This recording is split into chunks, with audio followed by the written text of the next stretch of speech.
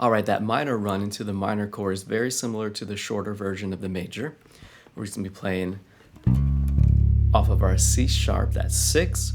We're going to go to a chord. So we're playing again the 5th, root, 2nd, and now a minor 3rd.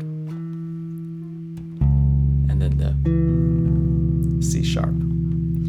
If you have time in between chord changes, if you have a little bit more space, you can add a 7th, which is just a whole step down from the root. So there's our C sharps, and there's a B right there. So for example,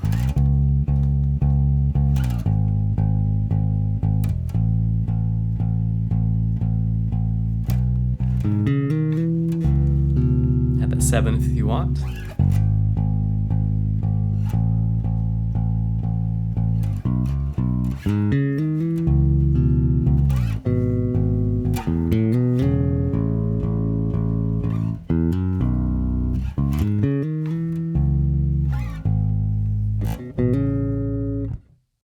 One more variation of that is we can add a lower 6 or C sharp to start our run.